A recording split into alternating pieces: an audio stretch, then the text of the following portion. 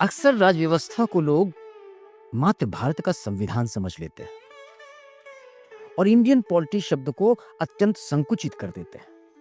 किंतु इस विषय में आगे बढ़ने से पूर्व इस शब्द को उसकी पूर्ण व्यापकता में समझना अति आवश्यक है। मान लीजिए हमारे पास एक खाली जमीन है और हमें वहां एक ऐसा घर बनाना है जो प्लाट के हर इंच का सर्वोत्तम उपयोग करे, जो हवादार भी हो, रोशनी भी हो और साथ ही वास्तु नियमों के अनुरूप भी हो। इसके लिए हम किसी दक्ष और अनुभवी नक्शा नवीस के पास जाएंगे, उससे एक विस्तृत, सुविचारित और वैज्ञानिक ढंग से निर्मित नक्शा तैयार करवाएंगे। इस नक्शे में यह स्पष्ट बताया गया होता है कि बीम कहां-कहां पर होगी, कितने कमरे होंगे, रसोई का स्थान क्या होगा, जल निकासी, पाइपलाइन और विद्युत वितरण की व्यवस्था क्या होगी, उसका लेआउट क्या होगा। अर्थात घर की संपूर्ण रचना का एक व्यापक खाका होता है वह नक्शा। अब आवश्यकता होती है उन काबिल लोगों की, इंजीनियरों की, वास्तुविदों की, श्रमिकों की, पर्यवेक्षकों की, जो इस नक्शे के अनुसार उस घर को उसी रूप में जमीन पर उतार दें जैसा नक्शा 3D मॉडल पर या कागज पर दिखाई पड़ता है। यदि यह कार्य अनगढ़ या लापरवाह लोगों की टीम को सौंप दिया जाए तो निश्चित ही घर की संरचना बिगड़ जाएगी। इसलिए यह टीम ऐसी होनी चाहिए जिसमें अनुभवी, ईमानदारी, ऊर्जा से भरे लोग और दूरदर्शी लोग हों, ताकि किसी भी प्रकार की किसी चूक की कोई गुंजाइश ना बचे।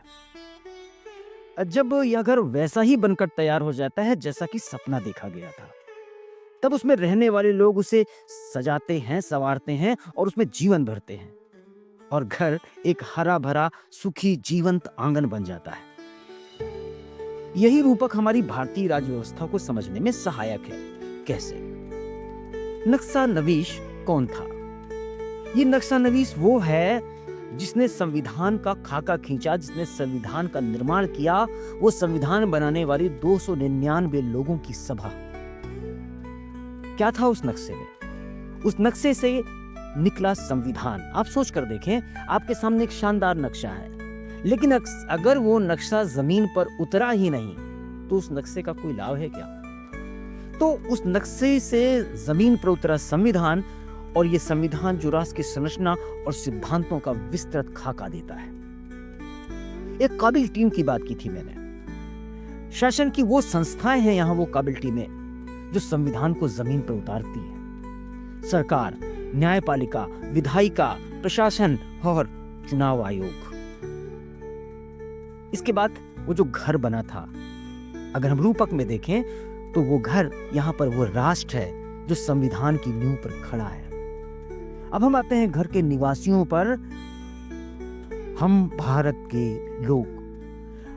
के लोग, हम नागरिक जो इस व्यवस्था को जीवन देने वाले इस घर के, इस परिवार के सदस्य हैं। इस प्रकार जब संविधान, शासन तंत्र, संस्थाएं, प्रक्रियाएं और नागरिक, इन सभी घटकों को एक साथ रखा जाता है, तभी पूर्ण रूप से निर्मित होती है भारत की राज्य व्यवस्था।